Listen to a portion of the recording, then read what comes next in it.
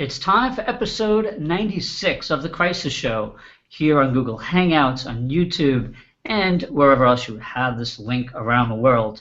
Tonight, food safety.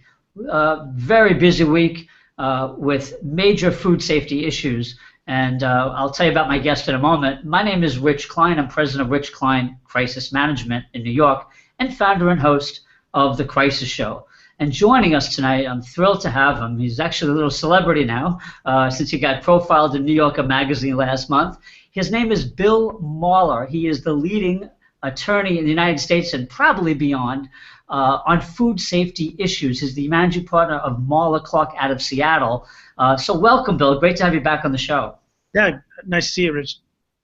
So, Bill, I didn't get a chance to introduce all these issues, but folks, what we're going to talk about with Bill tonight, and he's going to give us some guidance on some very important consumer issues. First of all, this story that's out of an ice cream maker in Texas called Bluebell Ice Cream.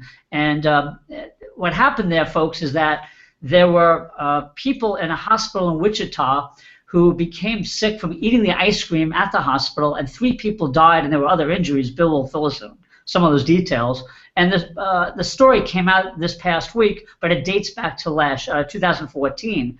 The second story we're going to look at, folks, is Kraft macaroni and cheese, something that I've eaten a lot of over the years and have to confess I still do once in a while. But I'm not going to eat it for a while until I know Kraft is doing the right thing. They found some metal shards in and what Bill mentioned is 6 million boxes of Kraft macaroni and cheese. So, Bill, let's start with the Listera story. And I'm going to have to ask you to walk us through it because there's a lot of different agencies and locations where this started. So maybe kind of refresh for our viewers a little bit what you've said on your blog about this story. Well, Listera is a pathogenic bacteria. It kills about 25% of the people that who ingest it. The elderly, people with immune compromised situations, and pregnant women are the most vulnerable. So over the course of the last couple of decades, most of the Listeria cases that I've been involved in are unfortunately women who miscarry or adults who have are recovering from cancer or are hospitalized for some other reason.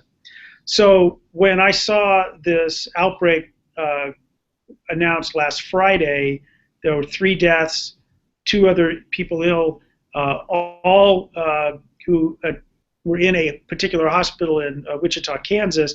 I guess I wasn't that surprised by the type of people that were getting sick. Again, it was a bit surprising still about that was ice cream, although we recently had a Listeria-tainted ice cream problem in the state of Washington that also involved ice cream that was consumed in a hospital.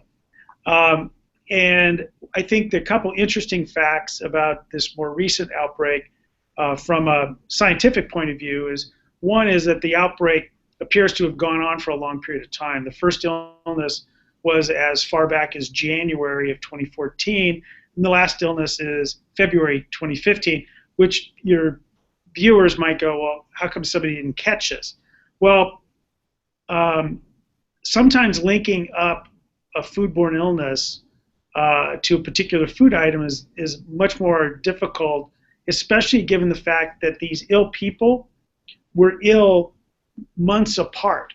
So when you have a product that's frozen, like frozen ice cream, you could have something that's contaminated in a batch that went out in December of last year, and the first person who gets sick is in January, the next one's March, the next one's May, then August, and then February. Right. So it's not completely unusual to see that happen. I think the fact that all of them were in the same hospital does beg the question as to why the hospital's infectious disease group and the Kansas Department of Health didn't tumble to a connection amongst these 5 people potentially earlier. The real interesting thing about it, which I find the most fascinating, is that it appears completely fortuitously the South Carolina Department of Health and Agriculture had randomly tested some Bluebell ice cream and found that it was tainted with Listeria. And then they uploaded that test result to CDC. CDC compared that to the ill people in Kansas and found that they were a match. And then when they went and asked the hospital if they had Bluebell ice cream, they in fact did. So wow. It's a fascinating CS adventure, obviously ending in tragedy, but at least the health departments were able to tumble to the fact of what caused this outbreak. And there's no question, because then Texas Department of Health went to the plant and also found Listeria. So there's really no question at all that Bluebell's the source of this unfortunate tragedy. Yeah, and Bill, a couple of things. Thank you for that setup. I really appreciate it. Quick question. You mentioned South Carolina. Do you know when that happened? When that test was? It was actually February of this year, so it was quite recent. Okay, and so then it got to the media, I guess, through the grapevine, through that report, and then everything blew up, I guess, in terms of exactly. And what is as you can see, we have the FDA site up. How does the FDA do in general on these issues in terms of their involvement and consumer information? This one in particular. Yeah, the way this sort of plays out, and I think it's helpful to understand this, is that and I think particularly in this case, once you had the South Carolina Department of Health connecting with the CDC and connecting with Kansas, and that we knew that this cluster of illnesses was likely linked to Bluebell product, then the Texas Department of Health became involved and did testing at the plant. That's when the FDA, which has responsibility for food that crosses interstate lines, and here the product was made in Texas and sold in 28 states. So right. FDA, put out a press advisory or on their website, quite detailed, and it dovetails quite well with the CDC site that also, has a bit more detail, more from a public health perspective. But I think the FDA, really has been doing a remarkably good job of, getting this kind of information out to the public. And this is what really prompted the media frenzy.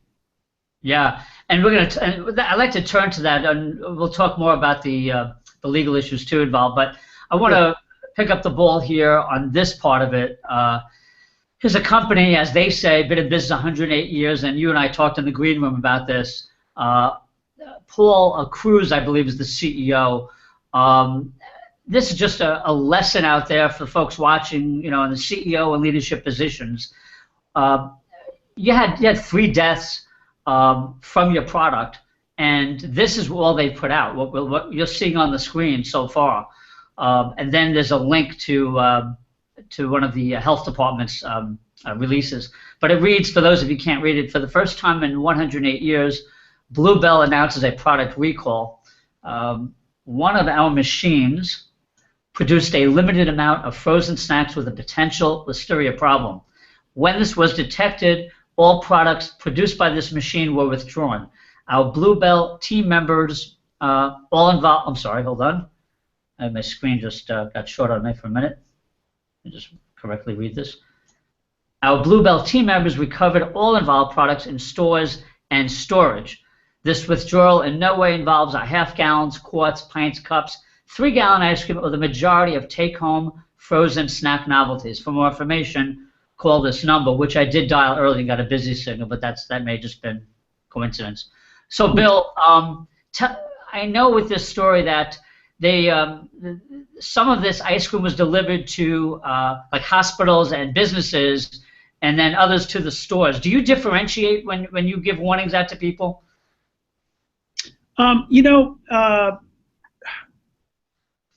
I think that they probably were able to link this to a particular uh, machinery, and I think that's accurate. And Okay. the machinery was probably not cleaned properly, which is why it was contaminated with Listeria, and it probably was causing sporadic uh, contamination in product.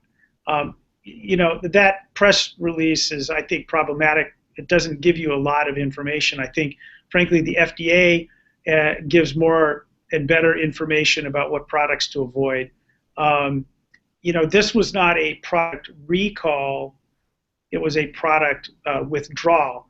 And the difference is, frankly, that most of the product that likely was contaminated went to institutional settings, and so they were able to sort of contact a limited number of people and pull it out of those refrigerators and freezers.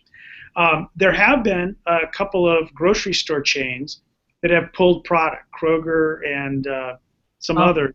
So it did go to commercial settings. This press release, I think, understates the problem.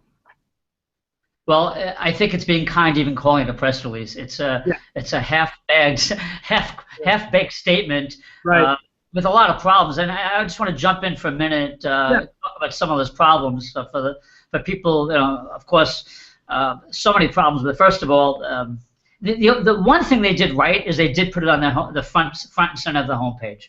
I give them credit for not hiding it. What I've seen in the 25 years I've been doing this is people always burying the bad information on the back pages of a website. At least they didn't hide from that. But everything they did after that is just really bad. There's no headline on it at all. It's like it's 5 sentences. And folks, when you have serious injuries and deaths from your product, you must put a face to the company, and we know who that person is. Obviously, Paul Cruz. This could have been a decent press release if they put in a statement attributed to the CEO and the founder and expressed their condolences for what happened. And Bill, I know you know this as an attorney. A lot of attorneys say, "Oh, don't say anything, don't apologize." Well, folks, you can show compassion without getting yourself into legal trouble. There are ways to do that. But this is going to cost them dearly, I think, and it's a shame for a company that's been around more than a century. And it's very basic stuff. Show a little compassion. The CEO has, at least from what I've seen thus far, has not been visible on TV or radio. I haven't heard any interviews, but I do have an ABC News piece in front of me. I want to just quote a little bit from it because I think he talked about some things here. So one of the things that came out of this ABC News coverage is a statement from this Via Christi Hospital in Wichita, and it reads as follows: Via Christi was not aware of any Listeria contamination in the Bluebell Creamery's ice cream products and immediately removed all Bluebell Creamery's products from all Via Christi locations once the potential contamination was discovered, and it was attributed to their spokesperson. Good statement there. It shows they took action and they were visible. It says Via Christi has 8 hospitals in Kansas and Oklahoma. So they covered themselves well in this crisis, at least from what I can say based on what I'm reading. And then there's some other stuff attributed to Paul Cruz. It says Bluebell handles all of its distribution and customers, all of its own distribution and customer service, Cruz said. So it moved to pull suspect products from shelves as soon as it was alerted to the South Carolina contamination, February 13th, the one that you just referred to, Bill. Cruz did not suspect handling of those products after they left the Central Texas Creamery. And here's a quote from him: "The only time it can be contaminated is at the time of production," he said. "That contamination has been traced to a machine that extrudes the ice cream into forms and into cookies, and that machine remains offline," he said. "All products now on store and institution shelves are safe," he said. Cruz said. However, quote, "contaminated ice cream products may still be in the freezers of consumers, institutions, and retailers, given that these products can have a shelf life of up to 2 years," the CDC statement said. And then it goes on for the CDC. So here's what troubles me about this, Bill. Paul Cruz, he obviously did an interview. He made himself available. And when you're doing that today, you can't just talk to the media if you get a phone call. When you have a serious crisis, you have to be on all your social media channels and your website and a thorough news release to make sure, because you don't know where people are going to read about you. And one other thing that was very interesting, Bill, to me today, and you and I know are on Twitter. You have like over 12,000 followers. God bless. Good for you. I gotta catch up with you. But on Twitter today, I did a search of Bluebell ice cream, and I came up with a tweet that happened this morning from Bluebell Ice Cream's PR consultant. I'm not sure if she's their national person or the local person, but she was promoting free Bluebell ice cream samples at the opening of this Riverwalk in Tampa on March 27th. And I tweeted out immediately, there's something wrong here. When you're in a crisis like this, and you're still in the news cycle and people have died, you don't promote free samples until you got the crisis under control. So that's just a tip out there for people who are watching who may be faced with something similar. I hope you're not, but every company at some point is involved in a crisis situation. And when you are, it's not a time, you don't want to be selling or marketing in the middle of a crisis. It looks really bad. So I called her on that, frankly. It was a colleague of mine who I don't know personally, but I just think it was bad taste, so. Yeah, I guess a couple things, that you raised, Rich. I mean, one is, as a lawyer, I am not concerned if a client tells the truth. And in this instance, you've got Bluebell is caught 10 ways to Sunday. The CDC, Kansas, South Carolina, Texas, they all know what happened. I mean, there's no question about it. And so it doesn't harm them. It doesn't put them in any worse situation to, right. I am really, really sorry for what happened, and we're going to do everything we can to make sure that we do the right thing and that this never, ever, ever happens in the next. I think we lost you for a second. Appropriate way to handle this, but Bill, could you repeat that? You were frozen on my end for a minute, maybe for our viewers too. No, I was gonna say that the more appropriate way to do this is, to apologize, to say how sorry you are, that you're gonna do whatever you can for these families, and then you're gonna make sure that this never happens again in the next 108 years. I think it's just a different way of approaching the problem. I just think that companies get so focused on the fact that they're trying to make a sale that they don't take just a little bit of time to take a deep breath and sort of use a little bit of human kindness. It doesn't put them in. It doesn't case against them better for me. In fact, I would argue that in my experience, companies who show remorse, who show caring, that my clients' reaction to them have really actually been, well, they're not a bad company. Let's not be so mean to them. Right. And to be frank, maybe we'll take less money because they were nice. Right. Exactly. Yeah. Absolutely. So, yeah. Yeah, and I think that's a great point you make, and that's borne true with med mal cases in hospitals and doctors when they've shown compassion and remorse, the settlements, the price of that settlement goes down from what I've read. Yeah. It's completely true, and I'll tell you a story. Years ago, so 23 years ago, during the Jack in the Box E. coli outbreak, which was the first sort of major, foodborne illness outbreak litigation crisis that came, along the time of the internet and 24-hour news. The defense lawyer for Jack in the Box was a guy named Bruce Clark, who's now my partner at Marler Clark. And every time Bruce met my clients, and he got to meet hundreds of them at mediations, he always would apologize. And I couldn't tell you how many times people would say to me when we went back to our room, "What a nice man. He certainly did the right." I mean, it was, and you almost wanted to go, I don't think I'm going to let them talk to him anymore. So, right. Right. But I just think that so many times companies need to get the right face out there, say the right things, and they don't put themselves in any worse situation than they already are. Yeah, and just to follow, that's a great point. I would just follow up on that. One of the things that I do in my business and many of my colleagues do is media training. So if you're a food company like the companies we're talking about tonight, you know what the potential crisis situations are going to be. Obviously, people getting sick from your food, and so there's so much pre-planning you can do.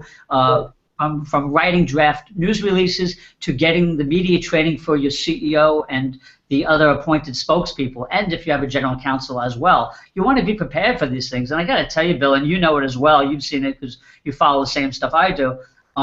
So many companies, over 20, 25 years, still make the same mistakes, even though in 1982 we had the great case study of Tylenol about how to do something right. People died in Chicago from the cyanide-laced tablets and Tylenol. Back in 1982, Tylenol pulled them from the shelf. They apologized, and it took them a few years, but you know what? Tylenol's still here. We all still use the trust. The trust came back, and they're a stronger company, and of course they've gone through some different, I think, maybe the ownership, but the company as a whole, and I don't know why, it baffles me why companies don't follow the lead from a case study that we've had since 1982, and even when you look at like a BP, for example, on the other side of things, with the oil spill, of how it just doesn't make sense. So one of the reasons we do the show, folks, is so we're trying to help you not make the same mistakes these companies are making. That's part of it. It's an educational show. So anyway. I think in some respects, we're so wired to act like 2-year-olds that we can't act like adults. I remember, you catch your 2-year-old doing something and they're like, the dog did it, or whatever. I mean, I didn't do it. So I just think I think it's a normal human response that requires some thought and practice and training in order to get it right. Yeah. Well, and I don't know. Did you want to say anything more about the Listera case, or ready to move on to Kraft? Well, it'll be. I think. I guess the one thing that I think has been good is that once it hit, I thought the media handled it very well. I mean, and they obviously led with the tragedy, but I think they did a very good job of explaining to the public where the product was and what the product was, and alerting the product, learning that the product needed to get out of people's freezers. Yeah, and I just want to add to that real quickly. That's a great point, because you remind me of something I want to say, and that is, with social media and the way the internet's set up, and you do a great job of it on your blog, the public has access to so much more information than we did 15, 20 years ago. So 15, 20 years ago, you pick up the Wall Street Journal, the New York Times, you read an article about something like this, but there's no like, you can't just click on a link back then to go to the FDA site or go to the Texas Department of Health or Kansas. And you could really learn a lot in a much shorter period of time today than you could have back then. So that's a good thing. And the media's done a good job, I think, as well, like your blog does, the Marler blog, and the other one you guys have, of linking to that other information that helps people understand. Because, look, the way you just explained it, Bill, this was a complex story. You have Kansas, you have Kansas, you have Texas, you had South Carolina, you have the FDA, and then you have a company in Texas. So, right? So, very interesting.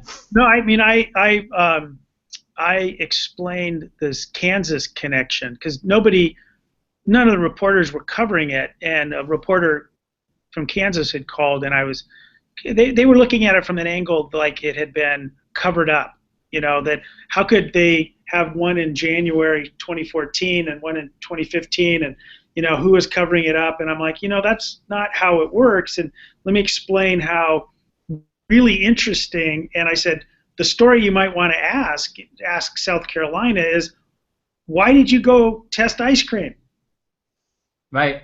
And the answer to the question is they just randomly did that.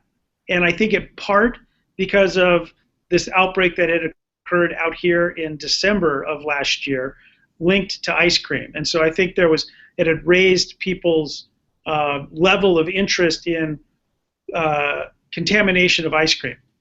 Interesting. So, yeah. Yeah, fascinating story. And just, for the record, our hearts and prayers go out for the families of those victims, certainly the victims in that situation. And one other thing, Bill, that's very scary, just to one other thing I wanted to ask you before we move on to the other story, is you've pointed out, and I think I've read it elsewhere, that there may be other people getting sick because there's a gestation period from Listeria. Yeah. So maybe just briefly touch on that before we move on. Yeah, there are a lot of bugs that can make us sick. E. coli, Salmonella, Shigella, Listeria. They each are unique, and they have different incubation periods. And what an incubation period is when you ingest the bacteria into your mouth, into your gut, and when you first become ill. E. coli, which we've heard a lot about over the years, has an incubation period of 1 to 10 days, most of the cases 3 to 4. Listeria has an incubation period 3 to 70 days, 70. And so a lot of times, if you're immune compromised, you'll get sick within 3, 4, 5 days. But if you're a relatively healthy person or a pregnant woman, you may ingest something on day 1 and not become sick until 40, 50, 60 days later. And then when you get sick and somebody asks you, what did you eat that made you sick? The answer is, I don't know. What did I eat in the last 70 days? The answer is, I'm not sure you can, other than the fact that you probably remember eating Kraft mac and cheese now, I have no idea what I ate 2 days ago. Yeah, but I guess with this Listeria case, if you were in one of those hospitals, I guess that would help you narrow it down. It would, absolutely. I guess in that case at least, but that's a great point. And I guess that's how these cases build on your end. It's right. As time goes on. It's sometimes a very difficult CSI experiment on our side. Yeah, it's sometimes very difficult. Interesting. Okay, thank you for that. So we're going to move on to the Kraft story. I just want to bring something up here while we're talking about Kraft. Bill, maybe while I'm bringing up this USA Today story on Kraft, this recall happened yesterday, I believe, right? I think it broke late last night or early this morning. Yeah.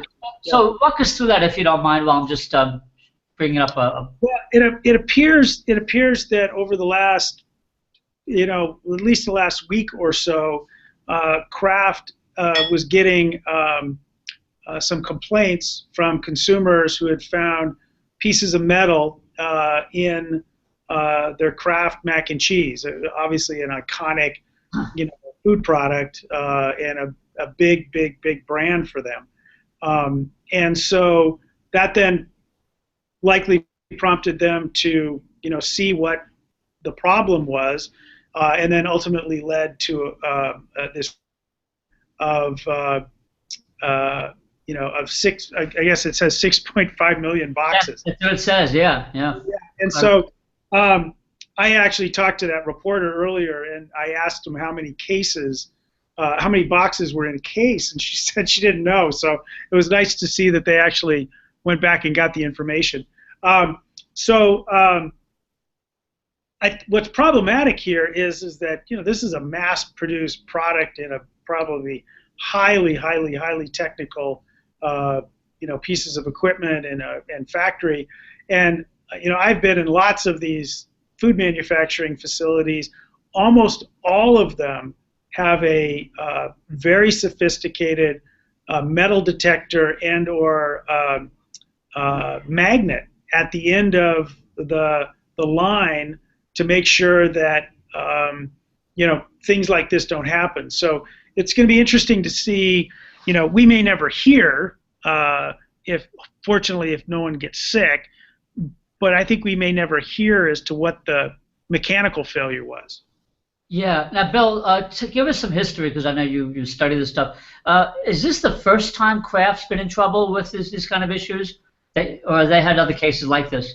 I off the top of my head, I don't recall another one. They may have. It's certainly, but I don't remember a mac and cheese problem in their past. Yeah. Okay, so we're. I know you wrote about it in your blog. I just want to go through a few things here. They put out a news release on March 17th. That was yesterday. I'll just read a little bit of it, and we could talk about it. and of course they're in Northfield, Illinois. Kraft Foods Group is voluntarily. Actually, I want to ask you a question about that before I read this. Well, in your experience, Bill, are these recalls prodded by public pressure, or do you think companies are finding these things out for themselves and then doing these recalls? It's all over the place. I would say just mainly based on experience, but I'm not positive as to how this would have happened. But more likely than not, what happened was, since this product clearly got out on the market, and there were people who were calling and complaining, they likely called and complained maybe to Kraft directly, maybe right. to the grocery store where the product was made. But eventually, there was there were enough people, several people complaining about the same thing from a variety of places, which then became too difficult to ignore. Right. One of the things that's, I think we have to sort of appreciate is that there are situations where these companies are under pressure from people who are less scrupulous than you or I might be. Sometimes there are people who will say they found things in products where that it wasn't there. Absolutely. Absolutely. And so that is definitely a risk these companies have. And, how to manage that truism that sometimes people are trying to scam the system, with also trying to be acutely aware that, if you are getting a complaint, how do you handle that appropriately to make sure that it's legit, is a challenge. And right. So, it'll be interesting to see, and unfortunately I don't think we'll know. It would be interesting to see how this all played out. How did Kraft make the decision to make the voluntary recall? Was it pressured by a health department? Was it five or six complaints that finally said we've got a problem here? But also, I'd be fascinated to find out why their magnet and their metal detector didn't operate properly. Right. Well, actually, I think I have a short answer to what you just asked about, which was how do they make the recall. On the bottom of this news release, it says Kraft has received 8 consumer contacts about this product from the impacted line within this range of code dates. And it says, and no injuries have been reported, thank God, so that's good. Yeah. And then it says, but this is good, we deeply regret this situation and apologize to any consumers we have disappointed. So that's better. That's great. That's, because look, that covers them for any injuries. That was very smart, because injuries that could happen, they've already saying they regret it, and anybody who's been disappointed in the quality of the products. That's a good sign. I would have, if I was writing this news release, moved that statement up much higher. So just for our viewers' benefit, when you write a news release when you're in a kind of a crisis mode, of course this one is not as serious yet as the Bluebell ice cream where people died, but because Kraft is a huge brand in this country and own a lot of products, they are certainly a very public company, and they're going to be covered by the media. So in this case, they put out a news release on PR Newswire, which is fine. They talk about the recall, and they go into all this data. I would have moved this box right here to the bottom of the release. I mean, I don't think you need all these exact codes if you're talking about them up here. But having said that, the most important thing in this news release, from my standpoint at least, is the statement from the company. And I would have preferred to see that attributed to someone high up in the company. But be that as it may, it's still a very good sign that they explained their process. They got 8 complaints, and that apparently led to this, and then they deeply regret it. So that's good. I have to give them credit there. And then they did a good job here of showing a graphic, which a lot of companies don't do. I think this is really nice. They show you the box and where to find the code number, and then the background. And I like that. I like that as well. That's yeah. Nice. I'm just forgive me for a minute, because the first time looking at this. Okay. So yeah, a couple of minor things I would correct on that, but they did a good job in getting the information out. And if they're very smart, and I think they are, they will keep on top of this. For instance, Bill, if something sorry, I was putting myself back here. If something comes up, they get more complaints, or somebody they can connect that they got sick from this, then they have to issue another statement. But they're not there yet. That hasn't happened, thank God. And this is a good holding statement for right now. Would you agree? Very much so. Yeah. Okay. So yeah, it's a very interesting contrast between the two companies. Bill, I wonder, because you write about so many of these things on your blog, and you deal with so many of these issues. Can you give our viewers some examples off the top of your head, if you remember, of companies that have handled these foodborne illnesses well, and those that haven't? It could be restaurants too, as I know you do restaurants as well in your practice. It's easier to tell you which ones I think have handled it well because there's so few. So, yeah. Okay, good enough. So, I think a couple that that I think handled it as well as you could. I go back to the first couple of cases I was involved in, Jack in the Box and then Odwalla. Jack in the Box came out of the box right away, making all kinds of missteps. But once they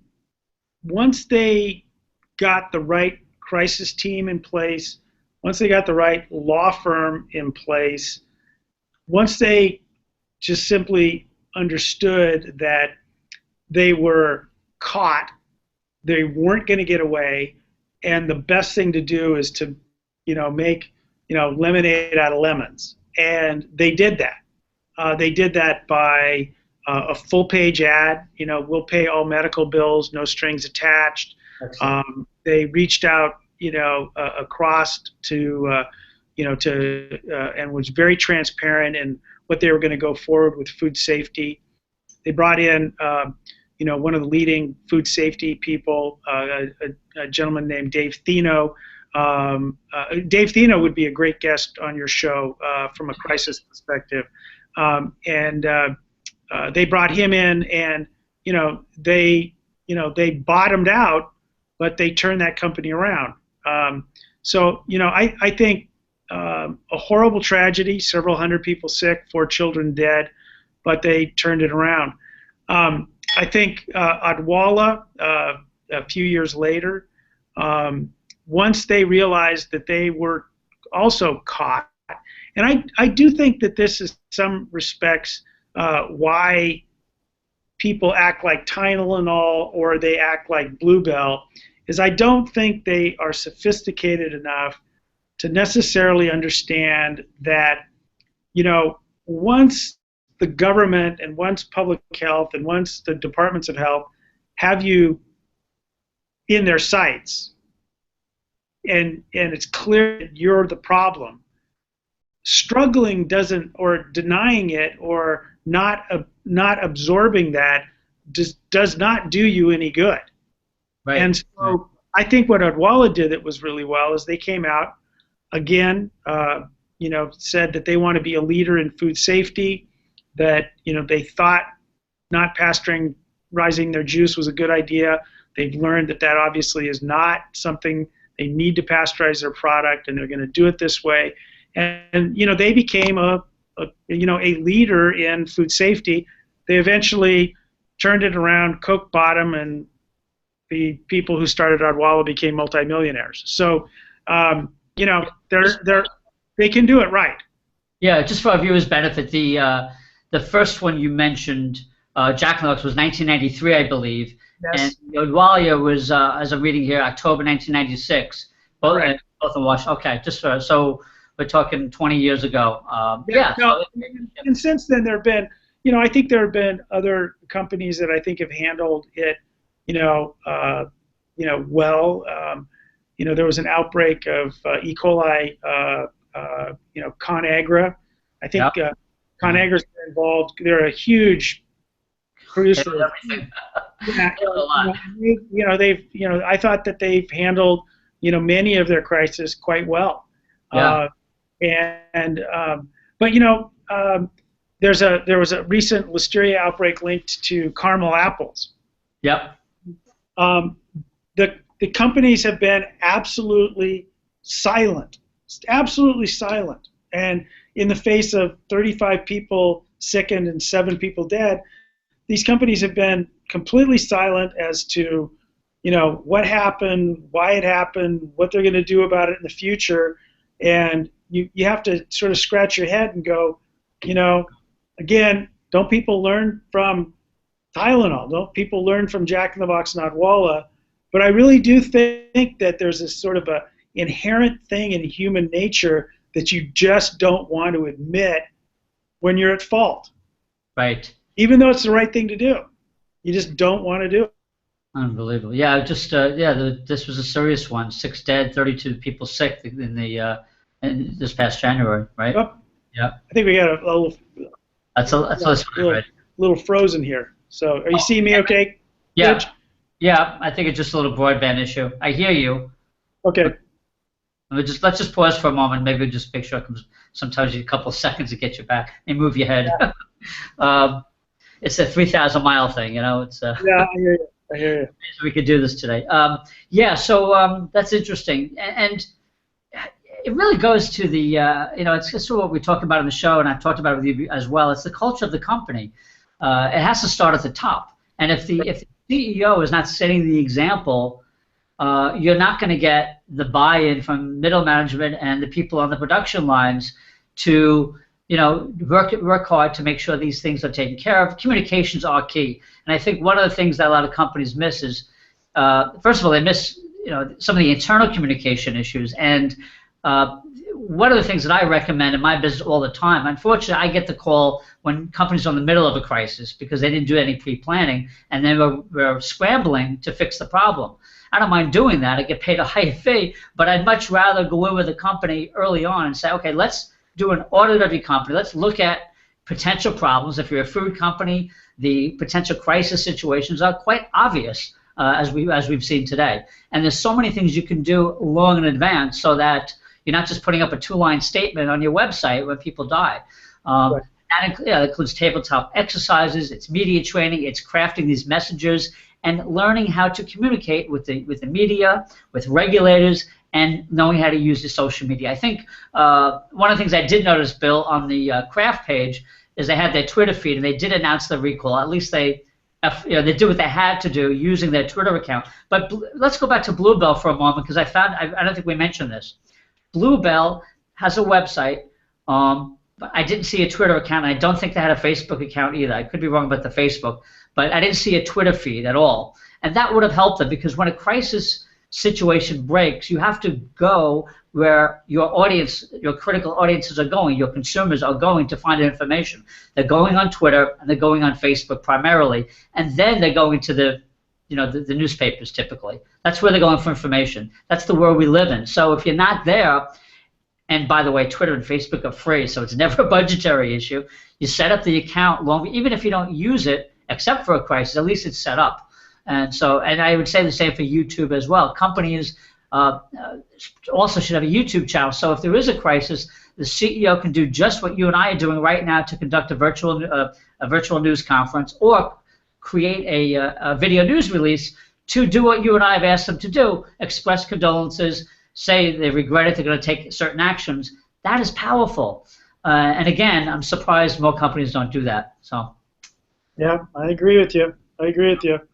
So for those of you, I guess we'll wrap. Is there anything else you wanted to add? Anything pick up what I said? No. I think there were some good examples that you raised. Yeah, and I appreciate that. And for those of you, I just want to call up Bill's website here. For those of you who are interested in following Marler Clark, let's put up the website here. There we go. I know I got that buzz. So it's Marler Clark out of Seattle. And Bill, you were just profiled in New Yorker magazine. Congratulations. That was a great piece. Thanks. Very pleased with that. And that, as a PR person, that is the creme de la creme kind of article. So you really nailed it. Yeah. So this is Bill. This is the site, and you also have 2 blogs associated with the site, right? Yes, I do. MarlerBlog.com and Food Poison Journal. Got it. Okay. I think Very good. So for those of you interested in learning more, I have to tell you something, Bill. That let me just bring myself back here before we wrap up. I have just my Facebook friends. You see, I have like 1,000 friends on Facebook, and I see more and more people posting stuff, expressing their concern about the foods we eat, the foods that are processed. Sure, right? absolutely, absolutely. And so what you do and what I do, I think is interesting because there's a lot of, they're not getting information like this, not getting behind the scenes information. So that's why I think what you do, aside from being a successful attorney in a firm, it's really a public service. So I thank you for that because, I have a daughter who had food allergies, and I think we read recently, you may have seen the same story I did, some child ate peanut butter in a restaurant and died. I mean, all these things that we have to be worried about today. So check out.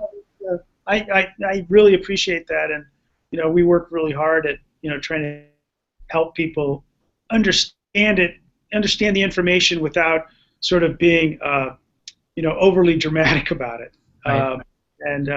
So it's I think that's really important. Yeah, and I would just add that it's okay to be a little dramatic because I think for the kinds of what we just talked about tonight, the companies involved in these situations are so undramatic that they seem, and so to get a little upset about this and demand change in the production of our products or the safety or to make sure that our regulators are on top of things, I think is a good thing.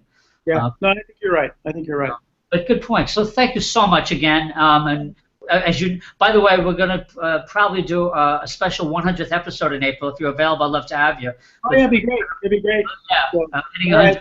Yeah. So for those of you watching, please again visit marlerclark.com.